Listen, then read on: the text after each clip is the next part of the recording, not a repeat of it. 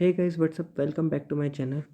This is our lecture number 2 of pharmaceutical analysis, जिसके अंदर आज हम क्या पढ़ने जा रहे हैं, कंसंट्रेशन टर्म्स या फिर मेथड्स ऑफ एक्सप्रेसिंग कंसंट्रेशन।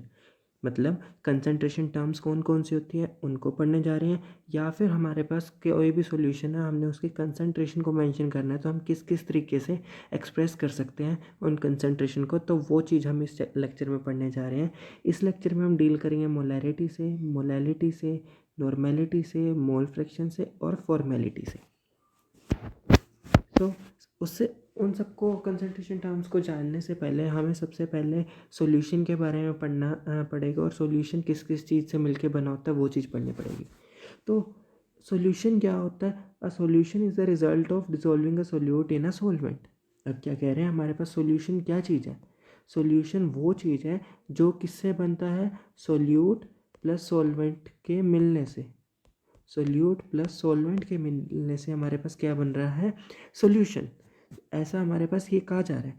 तो अब हम पहले ये देख लेते हैं कि भाई सोल्यूट क्या चीज़ है और सॉल्वेंट क्या चीज़ है। सोल्यूट जो है एक ऐसा सब्सटेंस है जिसे हम डिसॉल्व करते हैं सॉल्वेंट के अंदर, ठीक है। और सॉल्वेंट क्या चीज़ है? सॉल्वेंट जो एक ऐसा सब्सटेंस है जो कि दूसरे सब्सटेंस को अपने अंदर डिसॉल्व करवा सके। क्या चीज़ है कि भी एक ऐसा सब्सटेंस जिसे हम डिसॉल्व करते हैं उसे हम कहते हैं सोल्यूट, जिसके अंदर हम डिसॉल्व करते हैं उसे हम कहते हैं सॉल्वेंट। और हमारा सॉल्यूशन किसके बराबर होता है? सॉल्यूशन जो है हमारा सोल्यूट प्लस सॉल्वेंट से मिलके बनता है, ठीक है। इसका एग्जांपल भी आगे हम देखेंगे। अभी सिंपल सा एग्जांपल है, इसमें क्या है, हमें बनाना है सॉल्ट वाटर, मतलब नमकीन पानी। तो उसके लिए हमने क्या किया, हमने सॉल्ट लिया, किसके अंदर मिला दिया, पानी के अंदर मिला दिया, ठीक है। हमने क्या किया, सोल्ट को पानी के अंदर मिला दिया। अब सोल्ट क्या है, जिसे हम मिला रहे हैं, यानी कि सोल्यूट। और सोलवेंट क्या है, जिसके अंदर हम मिला रहे हैं, यानी कि सोलवेंट। सो सोल्यूट प्लस सोलवेंट मिलके क्या बना रहे हैं, सोल्यूशन, ठीक है। अच्छा, अब इसके ना हम जो हमारे डेली लाइफ में देखे जाने वाले एग्जांपल है, हम कोई साइंटिफिक बेसिस पे अभी इस पे बात नहीं करते। अभी हम रोज़ की लाइफ में जो हमारे एग्जांपल्स है ना उससे डील करते हैं। जैसे मेरे को बनाना है लेमनेड, तो उसके लिए मेरे को क्या चाहिए, पानी और लेमनेड मिक्सचर, ठीक है। तो जो पानी है वो हमारा क्या सॉल्वेंट की तरह एक्ट करेगा, और लेमनेड मिक्स क्या सोल्यूट की तरह एक्ट करेगा। क्यों? क्योंकि लेमनेड मिक्स को हम सॉल्वेंट यानी कि पानी के अंदर मिला रहे हैं, और हमारे पास लेमनेड सॉल्यूशन बन जाएगा। अगला एग्जांपल देखते हैं हमारे पास स्वीट टी का, जिसे हमारे पास आइस टी होगी पहले से ही, ठीक है। हमारे पास आइस टी है, हमने आइस टी बना ली, तो वो क्या सॉल्वेंट की तरह एक्ट करेगा। उसके अंदर हमने शुगर पा दी, यानी कि चीनी पा दी, तो वो किसकी, स्वीट टी बन गई। यानी कि शुगर क्या हो गया, सोल्यूट, और आइस टी क्या हो गया, हमारा सॉल्वेंट, जो कि मिलके बना रहा है स्वीट टी, जो कि हमारा सोल्यूशन है। उसके बाद बात करते हैं मिल्क चॉकलेट की, या चॉकलेट मिल्क की। तो उसके अंदर क्या होएगा, जो मिल्क है क्या होएगा, सॉल्वेंट, क्योंकि उसके अंदर हम चॉकलेट डालेंगे। जो चॉकलेट सिरप होएगा वो हमारा क्या होएगा, सोल्यूट, ठीक है, जो कि मिलके क्या बना रहे हैं, हमारा चॉकलेट मिल्क। आगे हम बात कर लेते हैं, आगे बस सॉल्यूशन के बारे में हम इतना ही पढ़ेंगे, बिकॉज हमें बेसिकली जानना क्या है, जो हमारे कंसंट्रेशन टर्म्स है उसके लिए हमें सोल्यूट और सॉल्वेंट हमें पता होना चाहिए था कि भी सोल्यूट क्या होता है, सॉल्वेंट क्या होता है। तो उसके लिए हमने इतना पढ़ लिया। अब आगे बढ़ने से पहले हमें एक चीज़ और जाननी है, अपने मोलैलिटी पे जाने से पहले हमें पता होना चाहिए मोल्स क्या होता है, मतलब नंबर ऑफ मोल्स हम कैसे निकालते हैं। एक्चुअल में नंबर ऑफ मोल्स कैसे निकालते हैं, weight of substance upon molar mass of substance. क्या होता है, जितना वेट हमें, ये जो वेट ऑफ सब्सटेंस ऊपर वाला है ये होता है हमें गिवन, ठीक है, क्वेश्चन में, प्रॉब्लम में गिवन होता है। और मोलर मास जो है ना सब्सटेंस में, वो उसके एटम के ऊपर डिपेंड करता है, कौन सा एटम लिया हुआ है, और उस एटम का वो फिक्स होता है। ये हर किसी को पता होता है, और बेसिकली सबको पता होता है। तो नंबर ऑफ मोल्स को हम स्मॉल एन से डिनोट करते हैं, जो कि किसके बराबर होता है, wait of substance upon molar mass of substance, ठीक है। आगे चलते हैं, उससे आगे बढ़ने से पहले हम अब दो तीन इसकी प्रॉब्लम्स को भी डिस्कस कर लेते हैं। सबसे पहले आ गया हमारे पास क्या है, 46 ग्राम ऑफ सोडियम, ठीक है। हमारे बताना है 46 ग्राम सोडियम दिया हुआ है, ठीक है। इसमें बताना है कि भी इसके कितने नंबर ऑफ मोल्स प्रेजेंट है, 46 ग्राम सोडियम के अंदर उसके कितने मोल्स प्रेजेंट है, ठीक है। तो देखो सबसे पहले हमारे पास mass of Na in grams आएगा ऊपर, ठीक है, जो वेट ऑफ सब्सटेंस होता है। अब वेट कितना दिया हुआ है हमें 46 ग्राम का बताना है, तो ऊपर 46 ग्राम आ गया, ठीक है। नीचे आता है ग्राम एटॉमिक मास, जो कि सबका फिक्स होता है। जैसे कि Na है हमारा सोडियम, जिसका एटॉमिक नंबर क्या होता है 11, और उसका मास कितना होता है 23। मोर एक्यूरेटली बताऊँ तो ये होता है 22.96, इसलिए हम इसे 23 के अप्रोक्स मान लेते हैं, और एटॉमिक नंबर होता है इसका 11। तो अब इसमें हम नंबर ऑफ मोल्स निकाल रहे हैं, तो वो कैसे हो जाएगा, ऊपर 46 ग्राम डिवाइडेड बाय उसके ग्राम एटॉमिक मास से, तो 46 डिवाइडेड बाय 23 यानी कि 2 मोल्स। तो इस पहली प्रॉब्लम का आंसर हो गया हमारा 2 मोल्स। पहली प्रॉब्लम का आंसर आ गया हमारा 2 मोल्स। उसके बाद नेक्स्ट क्वेश्चन है हमारे पास 60 ग्राम ऑफ, नेक्स्ट प्रॉब्लम में हमारे पास क्या है 60 ग्राम ऑफ कैल्शियम। तो 60 ग्राम ऑफ कैल्शियम में हम कैसे बात करेंगे, हमारे पास मास ऑफ कैल्शियम कितना हो गया 60 ग्राम। ग्राम एटॉमिक मास हम बता देते हैं, जो कैल्शियम होता है ना उसका एटॉमिक नंबर होता है 20 और उसका मास होता है 40 ग्राम्स, ठीक है। तो 60 divided by 40 is equal to 1.5 moles, ठीक है। अब हम चलते हैं अपने मेथड्स ऑफ एक्सप्रेसिंग कंसंट्रेशन। तो इसमें क्या है, concentration of an analyte in a solution can be expressed by more than one method depending upon the type of analysis carried out. तो ये क्या कह रहा है कि भाई जो हमारे पास एनालाइट होगा उसकी हमें कंसंट्रेशन किसी सॉल्यूशन के अंदर, लेट से एक मेरे पास सॉल्यूशन है, उसके अंदर एक पर्टिकुलर टाइप का एनालाइट है, तो उसकी कंसंट्रेशन जो मैंने एक्सप्रेस करनी है ना, मैं एक से ज़्यादा तरीके से बता सकता हूँ, ठीक है। और वो चीज़ किसके ऊपर डिपेंड करती है कि भी किस तरीके की एनालिसिस हम उसके अंदर कर रहे हैं। तो जो मेजर मेथड्स हैं कंसंट्रेशन के एक्सप्रेशन के, उसमें आ जाएगा molarity, normality, molality, mole fraction और फॉर्मेलिटी। तो आगे सबसे पहले हम पढ़ने जा रहे हैं मोलैरिटी। तो it can be defined as the number of moles of solute dissolve in 1000 ml of solution. Molarity को हम कैपिटल एम से डिनोट करते हैं, और वो क्या कहता है कि भी जो number of moles of solute, ठीक है, सोल्यूट हमें पता था ना जो कम अमाउंट में प्रेजेंट होता है और जिसे हम डिजोल्व करते हैं, ठीक है, न उसके मोल्स, ठीक है, divided by volume of solution in 1000 ml of solution, या मतलब 1000 ml मतलब 1 लीटर होता है ना, 1000 ml is equal to 1 litre. तो ये क्या मतलब हो गया, मोलैरिटी क्या हो गया, number of moles of solute dissolve पर लीटर ऑफ सोल्यूशन, यानी कि अपॉन में volume of solution in litres. If molarity is given, wait of substance can be determined by using following equation. अगर हमारे पास किसी भी सब्सटेंस की, किसी भी सोल्यूट की मोलैरिटी गिवन है, तो हम वहाँ से उसका वेट निकाल सकते हैं उस सब्सटेंस का। वो कैसे निकाल सकते हैं, weight of substance is equal to molarity into molecular weight. Substance हम कैसे निकाल सकते हैं, molarity into molecular weight into volume in ml divided by 1000। अब ये डायरेक्ट फॉर्मूला हमने इसी को निकाल लिया। अब यहाँ पे हमने नंबर ऑफ मोल्स की जगह क्या लिख दिया, वेट ऑफ सब्सटेंस अपॉन उसका मोलिकुलर वेट, जो हमारे नंबर ऑफ मोल्स होते हैं, ठीक है, अपॉन में volume of solution in litres था। तो बस हमने वेट ऑफ सब्सटेंस कैसे निकालना, molarity into molecular weight into volume of solution in ml divided by 1000। आगे चलते हैं, आगे आता है हमारे पास मोलैलिटी, सॉरी इसका एक और फॉर्मूला आता है उससे पहले, molarity is calculated by m1v1 is equal to m2v2, ठीक है। अब कैसे निकालते हैं, जैसे ये फॉर्मूला जो है बेसिकली टाइट्रेशन के टाइम यूज़ होता है। m1 क्या आ रहा है, मोलैरिटी ऑफ नॉन सॉल्यूशन, उस सॉल्यूशन की उसकी मोलैरिटी उस सॉल्यूशन की जिसकी हमें स्ट्रेंथ पता है, ठीक है। वॉल्यूम ऑफ नॉन सॉल्यूशन, जिस सॉल्यूशन के बारे में हमें सब कुछ पता है उसकी वॉल्यूम v1 होगी। उन दोनों का मल्टीप्लिकेशन बराबर में मोलैरिटी ऑफ अननोन सॉल्यूशन और वॉल्यूम ऑफ अननोन सॉल्यूशन, ठीक है। m1v1 is equal to m2v2। अब इसकी एक प्रॉब्लम डिस्कस कर लेते हैं मोलैरिटी की।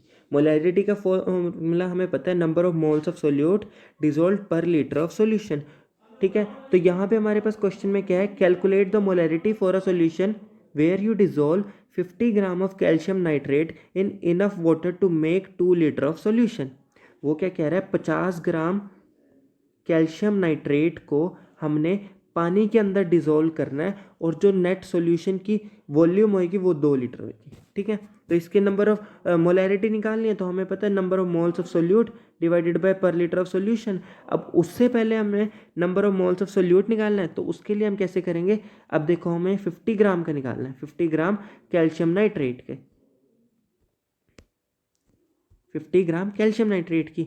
तो हम वो कैसे निकालेंगे, कैल्शियम नाइट्रेट का मोलिकुलर वेट से उसको डिवाइड कर देंगे, किसको, 50 gram divided by molecular weight of calcium nitrate 164 ग्राम होता है। अब ये हम कैलकुलेट भी कर सकते हैं, वैसे यहाँ पे दिया हुआ है। अब कैलकुलेट करते हैं कैल्शियम नाइट्रेट का मोलिकुलर वेट।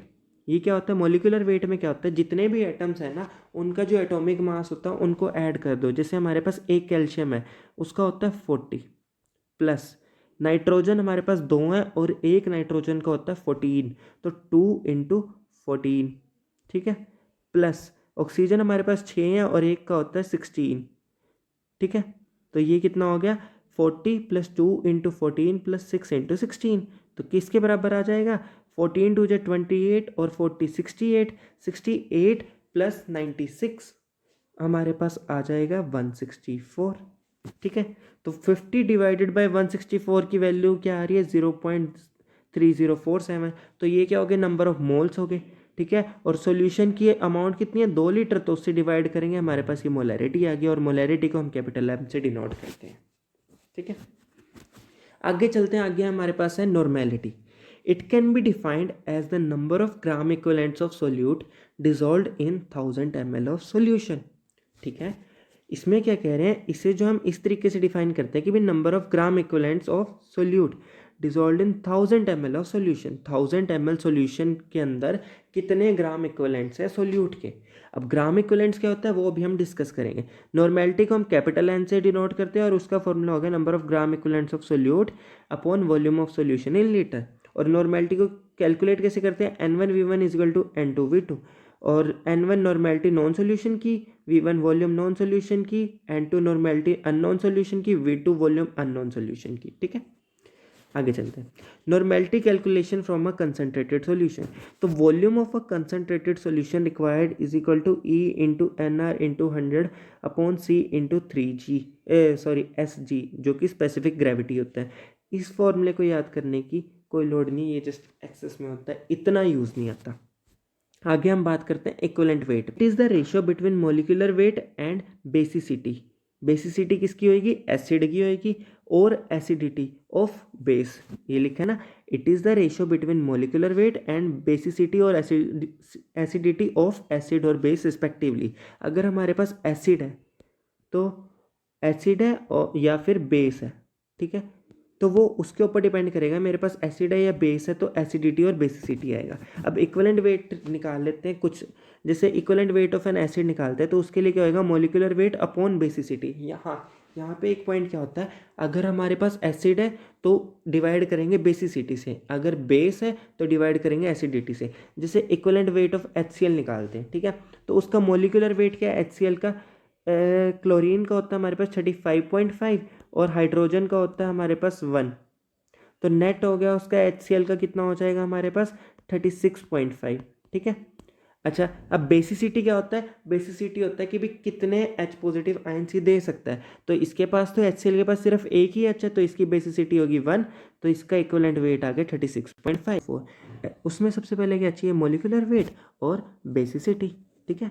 मोलिकुलर वेट, उसके बाद चाहिए हमें अपॉन में बेसिसिटी। तो सबसे पहले मोलिकुलर वेट कैलकुलेट करते हैं H2SO4 का, तो उसके अंदर क्या है 2 इंटू 1, क्योंकि 2 हाइड्रोजन है, एक हाइड्रोजन का होता है 1, प्लस 1 इंटू 32, सल्फर का होता है 32, प्लस 4 इंटू 16, क्योंकि 4 ऑक्सीजन है, तो हमारे पास क्या हो गया 2 प्लस 32 प्लस 64 यानी कि 64।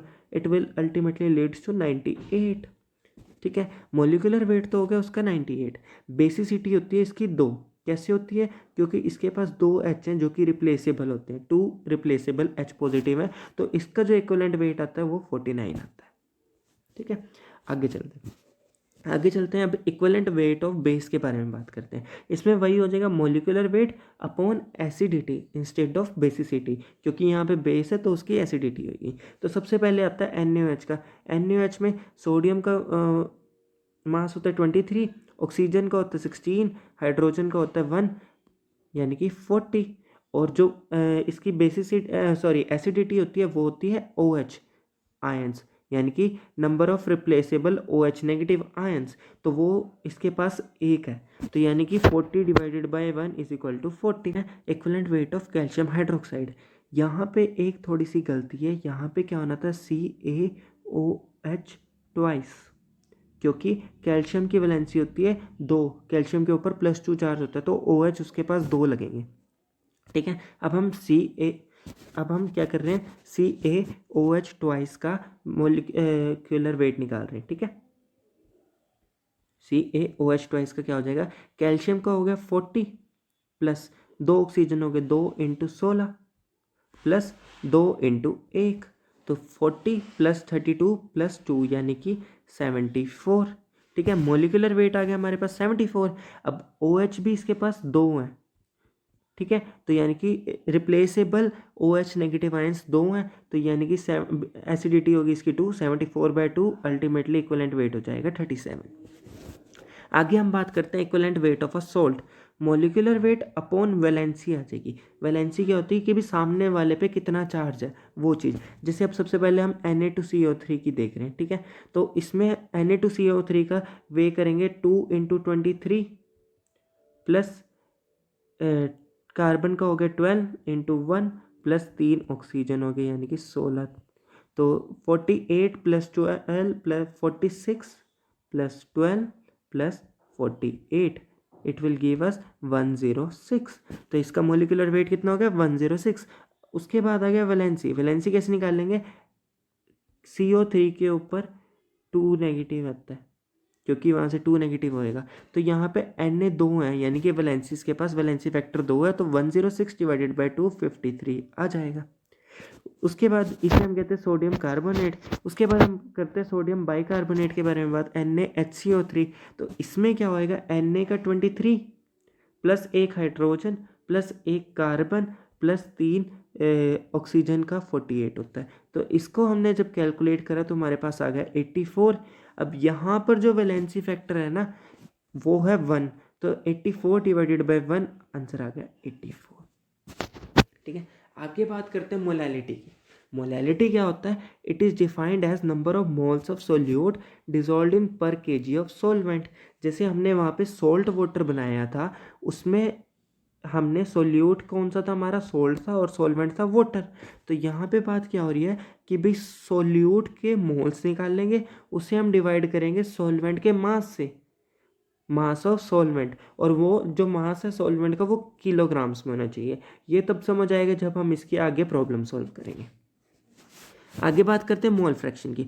मोल फ्रैक्शन क्या होता है, it is defined as the ratio of number of moles of analyte in the total number of moles of all components in the solution. मेरे पास एक सॉल्यूशन है, उसके अंदर 2 या 3 तरीके के एनालाइट है। ठीक है, लेट्स से मेरे पास एक सॉल्यूशन है जिसके अंदर 2 एनालाइट है, A और B। ठीक है, A को मैं B। ठीक है, अब मैं कह रहा हूँ मेरे को चाहिए मोल फ्रैक्शन बताओ, A की मोल फ्रैक्शन बताओ। मोल फ्रैक्शन को हम X से डिनोट करते हैं। ठीक है, तो हम कैसे बताएंगे, mole fraction number of moles of A divided by moles of A divided by moles of A plus moles of B। ठीक है, यानी कि सॉल्यूशन में जितने भी नंबर ऑफ मोल्स हैं उससे डिवाइड कर देंगे। अब जैसे यहाँ पे है मोल फ्रैक्शन बतानी है ए की, किसके अंदर, एक सॉल्यूशन के अंदर जिसके अंदर A B और C 3 प्रेजेंट है, तो moles of A divided by moles of A plus moles of B plus moles of C। ये भी आगे समझ आएगा, हम अभी इसकी एक प्रॉब्लम करेंगे। अच्छा, आगे मोलैलिटी की प्रॉब्लम। ठीक है, what is the molality of a solution containing 0.46 moles of solute in 2 kg water। ठीक है, अब सोल्यूट के मोल्स हमें इन्होंने पहले से ही गिवन दिए हुए हैं, हमें कैलकुलेट नहीं करने। और जो सोलवेंट है वो 2 kg वाटर है, और वो उसका मास कितना है 2 kg, तो ये तो डायरेक्ट हो गया। मोलैलिटी क्या होता है, moles of solute divided by kilogram of solvent. तो मोल्स हमें 0.46 दिए हुए हैं, और किलोग्राम ऑफ सोलवेंट में है 2 kg, डिवाइड करेंगे 0.23 मोलल, और मोलैलिटी को हम स्मॉल m से डिनोट करते हैं। ठीक है, it's just simple as that. आगे हम बात करते हैं मोल फ्रैक्शन के क्वेश्चन पे, ठीक है। 0.100 mole of NaCl is dissolved into 100 gram of pure H2। What is the mole fraction of NaCl, ठीक है। तो मोल्स ऑफ सोल्यूट इन्होंने दिए हुए हैं 0.100 मोल, ठीक है। और वहाँ पे जो इन्होंने सॉल्वेंट का मास दिया हुआ है 100 ग्राम प्योर वाटर का, ठीक है। हमारे पास क्या है, moles of component upon total moles of solution, जैसा मैंने बोला था। यानी कि अगर हम ऐसे करें कि भी हम जो हमारे पास NaCl है हम उसको A मान लें और वाटर को हम B मान लें, तो हमारे पास क्या हो जाएगा, moles of A upon moles of A plus moles of B। तो सबसे पहले अब मोल्स ऑफ A तो हमें गिवन है, अब हम निकाल लेते हैं मोल्स ऑफ B। तो मोल्स ऑफ सॉल्वेंट निकालने के लिए हमें क्या करेंगे, मास ऑफ सॉल्वेंट अपॉन उसका मोलिकुलर मास। तो मास हमारे पास 100 ग्राम दिया हुआ है, ठीक है। और मोलर मास कितना होता है वाटर का, वाटर के अंदर 2 हाइड्रोजन होते हैं, 2 इंटू 1 प्लस 1 ऑक्सीजन होता है 1 इंटू 16, तो 18 होता है। 100/18 तो 5.56 मोल्स आ गए, ठीक है। अब 0.1 मोल्स किसके गिवन है, NaCl के, अपॉन 5.56 प्लस 0.1, हमारे पास आंसर क्या आ गया 0.018। ये आ गई मोल फ्रैक्शन किसकी, NaCl की। आगे चलते हैं, लास्ट हमारे पास है फॉर्मेलिटी। ये भी ज़्यादा डिटेल में नहीं करना, बस इसका फॉर्मूला पढ़ लो तो ऊपर से बस पता होना चाहिए होता क्या है। Number of gram formula masses of ionic solute dissolve in पर लीटर ऑफ सॉल्यूशन। क्या होता है, ग्राम फॉर्मूला मास जो है सोल्यूट के अपॉन पर लीटर ऑफ सॉल्यूशन, सेम बात होगी यहाँ पे। वही जैसे मोलैरिटी में होता था वॉल्यूम ऑफ सॉल्यूशन, वो चीज़ भी है। Number of gram formula mass of solute, वहाँ पे नंबर ऑफ ग्राम इक्विवेलेंट होता था किसमें, नॉर्मेलिटी में। फॉर्मेलिटी में क्या होता है, number of gram formula masses, ठीक है। अब number of gram formula mass को हम कैसे लिख सकते हैं, mass of ionic solute in gram divided by gram formula mass of solute. अच्छा, अब ये कैसे होता है, जो ग्राम फॉर्मूला मास है हमारे पास गिवन होएगा, ठीक है, और जो मास है वो भी गिवन होगा। तो मास, जितना भी आयनिक सोल्यूट का मास होएगा उसको हम उसके ग्राम फॉर्मूला मास से डिवाइड करेंगे, साथ ही साथ जो वॉल्यूम होएगी सॉल्यूशन की उससे डिवाइड करेंगे, हमारे पास आ जाएगी फॉर्मेलिटी। से हम कैपिटल F से करते हैं या फिर कैपिटल F के नीचे अंडरस्कोर, ठीक है। So that's all for today's lecture. Thank you for being with me till the end. Don't forget to like, share and subscribe.